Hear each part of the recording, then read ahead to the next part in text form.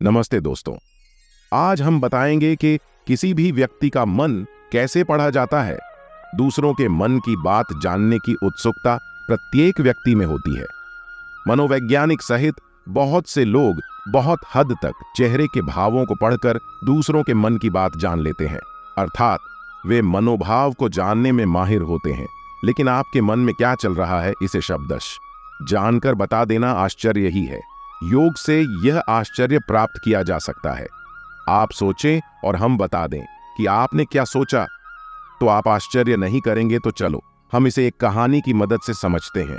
यह कहानी बुद्ध पुरुष आचार्य ओशो रजनीश ने सुनाई थी। एक सम्राट का बेटा जब बद्धा हुआ तो सम्राट ने अपने बेटे को ध्यान की शिक्षा के लिए एक जापानी गुरु के पास भेज दिया। जापानी गुरु बद्धा अजीब था। उसके आश्रम के बाहर की तख्ती पर लिखा था, यहां तलवार चलानी सिखाई जाती है सम्राट का बेटा। इसे देखकर हैरान हुआ कि मेरे पिता ने तो मुझे ध्यान सीखने के लिए भेजा है, लेकिन यहां तो कुछ और ही चल रहा है। गुरु ने लड़के से कहा कि तुम कुछ दिन यहां आश्रम में रह लो, जब सही समय आएगा तो मैं तुम्हारी शिक्षा शुरू कर दूंगा। ऐसे ही महीनों बीत गए। एक दिन गुरु आए और बैठे हुए शिष्य पर लकड़ी की मदद से पीछे से हमला किया। शिष्य दर्द से चिल्लाने लगा और गुरु से बोला, मुझे तो आप पागल लगते हो। मुझे यहां शिक्षा के लिए भेजा गया है और आप मुझ पर वार कर रहे हो। गुरु ने कहा, आज से तेरी शिक्षा शुरू। अब तू ध्यान रखना, सजग रहना। किसी भी समय मैं तुझ पर वार कर सकता हूं। दिन बीतते गए। गुरु दिन भर में उस पर कई वार करता। शिष्य कुछ वारों से बच जाता, लेकिन कुछ से नहीं बच पाता। 3 महीने बाद शिष्य इतना सजग हो गया कि वो गुरु के पैरों की आवाज भी दूर से सुन लेता कि गुरु मेरे पास आ रहे हैं। अब गुरु उस पर एक भी वार न कर पाते। अब गुरु ने कहा, तेरी दूसरी परीक्षा है कि अब नींद में भी ध्यान रखना। नींद में भी तुझ पर वार हो सकते हैं। अब शिष्य पर कुछ दिन नींद में भी वार हुए, लेकिन फिर शिष्य नींद में भी सजग रहने लगा। अब नींद में भी गुरु पास आते तो उसे पता चल जाता। देखते देखते 6 महीनों में उस शिष्य का ध्यान और होश बढ़ गया। एक दिन गुरु साधना कर रहे थे, तभी शिष्य ने सोचा, गुरु ने मुझे इतनी बार मारा है, क्यों ना आज गुरु की परीक्षा ली जाए कि आखिर इनका ध्यान कितना सजग है। शिष्य ने मन में सोचा ही था कि गुरु की आवाज आई, रुको रुको, नहीं, ऐसा करने की सोचो भी मत। मेरी हड्डियां बूढ़ी हो चुकी हैं, मुझे मत मारना। शिष्य हैरानी से बोला, आपने मेरे मन की बातें कैसे जान ली? गुरु ने कहा, बेटा, अब मेरा मन इतना शांत और ध्यान इतना सजग हो चुका है कि मैं अब दूसरों की भावनाओं और मन के विचारों को पढ़ लेता हूं। बेटा अपने सम्राट पिता के महल वापस लौट आया। पिता ने पूछा, कैसे थे तुम्हारे गुरु? बेटे ने कहा, गुरु ने मुझे तलवार चलाना तो नहीं सिखाया, लेकिन अब कोई मुझ पर वार नहीं कर सकता। मेरा ध्यान इतना सजग और तीव्र हो चुका है। दोस्तों, एक शांत मन आपके जीवन में ध्यान को जन्म देता है। जितना गहरा आपका ध्यान रहेगा, उसी लेवल पर आप चीजों को याद रख पाओगे। शांत मन में इतनी ताकत होती है कि आप दूसरों के दिमाग को पढ़ना भी सीख जाओगे। इसीलिए हर दिन सजग रहने के लिए ध्यान करो। ध्यान से आपके दिमाग में स्थित कई बंद छिद्र खुलते हैं और आपकी इंटेलिजेंस बढ़ती है। महात्मा बुद्ध के अनुसार किसी का मन की बात जानने के लिए सबसे पहले अपने स्वयं के मन को समझना आवश्यक है। जब हम अपने स्वयं के मन को समझ लेते हैं तो हम दूसरों के मन को भी समझने में सक्षम हो जाते हैं। इसके लिए हमें ध्यान और प्रज्ञा का अभ्यास करना चाहिए। ध्यान के माध्यम से हम अपने मन की गतिविधियों को शांत कर सकते हैं और अपने विचारों और भावनाओं को अधिक स्पष्ट रूप से देख सकते हैं। प्रज्ञा के माध्यम से हम सत्य को समझने में सक्षम होते हैं। अगर हमें किसी भी व्यक्ति मन की बात पढ़नी है तो हमें सबसे पहले व्यक्ति के चेहरे का भाव को समझना ना होगा। व्यक्ति का शारीरिक भाषा भी उसके मन की स्थिति को दर्शाता है। उदाहरण के लिए, यदि कोई व्यक्ति घबराया हुआ है तो वह बार बार अपने हाथों को रगड़ सकता है या अपने पैर हिला सकता है। व्यक्ति की बातचीत भी उसके मन की स्थिति को दर्शाती है। उदाहरण के लिए, यदि कोई व्यक्ति बार बार अपने जीवन के बारे में नकारात्मक बातें कर रहा है तो वह अवसादग्रस्त हो सकता है। व्यक्ति के कार्य भी उसके मन की स्थिति को दर्शाते हैं। उदाहरण के लिए, यदि कोई व्यक्ति अचानक अपने जीवन में बदलाव करने की कोशिश कर रहा है तो वह कुछ कठिन परिस्थिति का सामना कर रहा हो सकता है। इन बातों पर ध्यान देकर हम किसी व्यक्ति के मन की बात को कुछ हद तक समझ सकते हैं। हालांकि यह ध्यान रखना महत्वपूर्ण है कि मन की बात जानना हमेशा आसान नहीं होता है। कभी कभी लोग अपने मन की बात दूसरों से छिपाने की कोशिश करते हैं। ऐसे में हमें अपने अंतर ज्ञान का भी उपयोग करना चाहिए। बुद्ध के अनुसार किसी का मन की बात जानना केवल एक उपकरण है। इसका उपयोग दूसरों की मदद करने के लिए किया जाना चाहिए, न कि उन्हें नुकसान पहुंचाने के लिए। पॉइंट नंबर 1, व्यक्ति के चेहरे के भावों के कई अलग अलग प्रकार हैं। खुशी खुशी के चेहरे के भाव में आमतौर पर मुस्कुराहट, खुले होंठ और भौहें होती हैं। ये खुशी का चेहरा होता है दुख। दुख के चेहरे के भाव में आमतौर पर खिंचे हुए होंठ, झुके हुए भौहें और कम आंखों की पुतलियां होती हैं। ये दुख का चेहरा होता है गुस्सा। गुस्से के चेहरे के भाव में आमतौर पर सिकुड़े हुए होंठ, चड्डी हुई भौहें और तनी हुई मांसपेशियां होती हैं। डर के भाव में आमतौर पर चौड़े हुए होंठ, खुली आंखें और तनी हुई मांसपेशियां होती हैं। यह डर का चेहरा होता है आश्चर्य। आश्चर्य के चेहरे के भाव में आमतौर पर खुली आंखें, उठाए हुए भौहें और मुंह से खुली जीभ होती है। यह आश्चर्य का चेहरा होता है। बेचैनी। बेचैनी के चेहरे के भाव में आमतौर पर खिंचे हुए होंठ, छड़ी हुई भौहें और तनी हुई मांसपेशियां होती हैं। यह बेचैनी का चेहरा होता है। व्यक्ति के चेहरे के भाव उसके मन की स्थिति को दर्शाते हैं। उदाहरण के लिए, यदि कोई व्यक्ति मुस्कुरा रहा है तो वह खुश हो सकता है। यदि कोई व्यक्ति उदास दिख रहा है तो वह दुखी हो सकता है।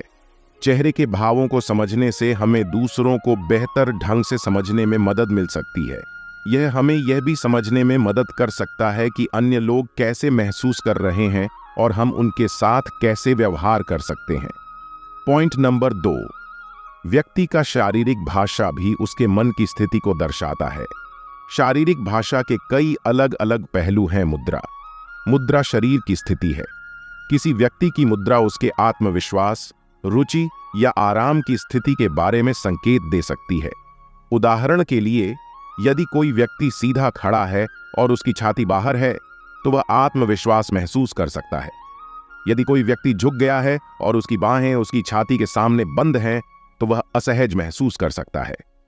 आत्मविश्वास भरी मुद्रा। हाव भाव। हाव भाव हाथों और बाहों की गतिविधि है। हाव भाव किसी व्यक्ति की भावनाओं या विचारों को व्यक्त करने के लिए उपयोग किए जा सकते हैं। उदाहरण के लिए, यदि कोई व्यक्ति अपनी उंगलियों को काट रहा है तो वह चिंतित या तनावग्रस्त महसूस कर सकता है। यदि कोई व्यक्ति अपनी हथेलियों को ऊपर उठा रहा है तो वह आत्मविश्वास या खुशी महसूस कर सकता है। आत्मविश्वास से भरे हाव भाव। आंखों की गति। आंखों की गति किसी व्यक्ति की रुचि या ध्यान के स्तर को दर्शा सकती है।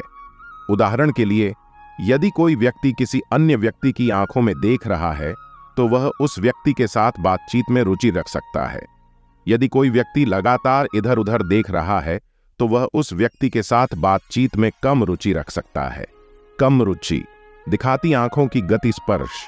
स्पर्श किसी व्यक्ति की भावनाओं या रिश्ते की स्थिति को व्यक्त करने के लिए उपयोग किया जा सकता है। उदाहरण के लिए, यदि कोई व्यक्ति किसी अन्य व्यक्ति को गले लगा रहा है तो वह उस व्यक्ति के लिए स्नेह महसूस कर सकता है। यदि कोई व्यक्ति किसी अन्य व्यक्ति से दूर हट रहा है तो वह उस व्यक्ति से असहज महसूस कर सकता है। शारीरिक भाषा दूसरों को बेहतर ढंग से समझने में मदद मिल सकती है। यह हमें यह भी समझने में मदद कर सकता है कि अन्य लोग कैसे महसूस कर रहे हैं और हम उनके साथ कैसे व्यवहार कर सकते हैं। ये कुछ सामान्य शारीरिक भाषा संकेत हैं जो किसी व्यक्ति की मनोदशा या भावनाओं को दर्शा सकते हैं। खुशी, मुस्कुराहट, आंखों में चमक, सिर हिलना, शरीर की गतिविधि में वृद्धि, दुख, उदास चेहरा, खींचे हुए होंठ, सिर झुका, शरीर की गतिविधि में कमी, गुस्सा, सिकुड़े हुए होंठ, छड़ी हुई भौहें, तनी हुई मांसपेशियां, तेज आवाज में बात करना, डर, चौड़े हुए होंठ, खुली आंखें, तनी हुई मांसपेशियां, तेज सांस लेना, आश्चर्य, खुली आंखें, उठाए हुए भौहें, मुंह से खुली जीभ, बेचैनी, खिंचे हुए होंठ, छड़ी हुई भौहें, तनी हुई मांसपेशियां, बार बार हिलना। हालांकि यह ध्यान रखना महत्वपूर्ण है कि शारीरिक भाषा हमेशा सटीक नहीं होती है। कभी कभी लोग अपने मन की बात छिपाने के लिए अपनी शारीरिक भाषा को नियंत्रित कर सकते हैं। ऐसे में हमें अन्य संकेतों पर भी ध्यान देना चाहिए, जैसे कि व्यक्ति की बातचीत और कार्य। पॉइंट नंबर 3, व्यक्ति की बातचीत भी उसके मन की स्थिति को दर्शाती है। बातचीत के कई अलग अलग पहलू होते हैं। एक शब्दावली, व्यक्ति की शब्दावली उसके ज्ञान, रुचियों और भावनाओं के बारे में संकेत दे सकती है। उदाहरण के लिए, यदि कोई व्यक्ति अक्सर भावनात्मक शब्दों का उपयोग करता है तो वह अधिक भावुक हो सकता है। 2 वाक्य रचना, व्यक्ति की वाक्य रचना उसके विचारों को व्यवस्थित करने और संवाद करने के तरीके के बारे में संकेत दे सकती है। उदाहरण के लिए, यदि कोई व्यक्ति अक्सर जटिल वाक्यों का उपयोग करता है तो वह अधिक बुद्धिमान हो सकता है। 3 बोलने की गति, व्यक्ति की बोलने की गति उसके उत्साह या उत्तेजना के स्तर के बारे में संकेत दे सकती है। उदाहरण के लिए, यदि कोई व्यक्ति तेजी से बोल रहा है तो वह उत्साहित या उत्तेजित हो सकता है। 4 बोलने की आवाज, व्यक्ति की बोलने की आवाज उसके आत्मविश्वास या आत्मसम्मान के स्तर के बारे में संकेत दे सकती है। उदाहरण के लिए, यदि कोई व्यक्ति एक मजबूत आवाज में बोल रहा है तो वह आत्मविश्वास महसूस कर सकता है। 5 विराम, व्यक्ति के विराम उसके विचारों को व्यवस्थित करने और संवाद करने के तरीके के बारे में संकेत दे सकते हैं। उदाहरण के लिए, यदि कोई व्यक्ति अक्सर विराम ले रहा है तो वह अपने विचारों को इकट्ठा करने की कोशिश कर रहा हो सकता है। बातचीत को समझने से हमें दूसरों को बेहतर ढंग से समझने में मदद मिल सकती है। यह हमें यह भी समझने में मदद कर सकता है कि अन्य लोग कैसे महसूस कर रहे हैं और हम उनके साथ कैसे व्यवहार कर सकते हैं। यहाँ कुछ सामान्य बातचीत संकेत हैं जो किसी व्यक्ति की मनोदशा या भावनाओं को दर्शा सकते हैं। खुशी, खुशी से बात करना, हंसना, मजाक करना। दुख, उदास या निराश। आवाज में बात करना, बातचीत से बचना, गुस्सा। तेज आवाज में बात करना, चीखना, गाली देना, डर। कांपती आवाज में बात करना, बातचीत में धीमा होना। आश्चर्य, उत्साही आवाज में बात करना, बार बार वाव या वाह कहना। बेचैनी, बार बार बातचीत को बदलना, विषय से हट जाना। हालांकि यह ध्यान रखना महत्वपूर्ण है कि बातचीत हमेशा सटीक नहीं होती है। कभी कभी लोग अपने मन की बात छिपाने के लिए अपनी बातचीत को नियंत्रित कर सकते हैं। ऐसे में हमें अन्य संकेतों पर भी ध्यान देना चाहिए, जैसे कि व्यक्ति के चेहरे के भाव और शारीरिक भाषा। कुल मिलाकर किसी व्यक्ति की मनोदशा या भावनाओं को समझने के लिए हमें इन सभी संकेतों पर ध्यान देना चाहिए। चेहरे के भाव, शारीरिक भाषा और बातचीत को एक साथ देखकर हम अधिक सटीक रूप से समझ सकते हैं कि कोई व्यक्ति कैसे महसूस कर रहा है। पॉइंट नंबर 4, व्यक्ति के कार्य भी उसके मन की स्थिति को दर्शाते हैं। कार्य के कई अलग अलग पहलू हैं। एक, काम करने की गति, व्यक्ति की काम करने की गति उसके उत्साह या उत्तेजना के स्तर के बारे में संकेत दे सकती है। उदाहरण के लिए, यदि कोई व्यक्ति तेजी से काम कर रहा है तो वह उत्साहित या उत्तेजित हो सकता है। 2, काम की गुणवत्ता, व्यक्ति के काम की गुणवत्ता उसके आत्मविश्वास या आत्मसम्मान के स्तर के बारे में संकेत दे सकती है। उदाहरण के लिए, यदि कोई व्यक्ति उच्च गुणवत्ता वाला काम कर रहा है तो वह आत्मविश्वास महसूस कर सकता है। 3, काम के रुझान, व्यक्ति के काम के रुझान उसके व्यक्तित्व और मूल्यों के बारे में संकेत दे सकते हैं। उदाहरण के लिए, यदि कोई व्यक्ति दूसरों की मदद करने के लिए काम करना पसंद करता है तो वह दयालु और परोपकारी हो सकता है। कार्यों को समझने से हमें दूसरों को बेहतर ढंग से समझने में मदद मिल सकती है। यह हमें यह भी समझने में मदद कर सकता है कि अन्य लोग कैसे महसूस कर रहे हैं और हम उनके साथ कैसे व्यवहार कर सकते हैं। ये कुछ सामान्य कार्य संकेत हैं जो किसी व्यक्ति की मनोदशा या भावनाओं को दर्शा सकते हैं। खुशी, काम में रुचि लेना, रचनात्मक होना, दूसरों की मदद करना। दुख, काम में रुचि की कमी, निराशा, दूसरों से अलग थलग महसूस करना। गुस्सा, काम में लापरवाही, दूसरों से बहस करना, हिंसा का उपयोग करना। डर, काम में अनिश्चितता, निष्क्रियता, दूसरों से बचना। आश्चर्य, काम में उत्साह, नए विचारों की खोज, दूसरों के साथ साझा करना। बेचैनी, काम में बार बार बदलाव करना, ध्यान केंद्रित करने में कठिनाई, दूसरों से विवाद करना। हालांकि यह ध्यान रखना महत्वपूर्ण है कि कार्य हमेशा सटीक नहीं होते हैं। कभी कभी लोग अपने मन की बात छिपाने के लिए अपने कार्यों को नियंत्रित कर सकते हैं।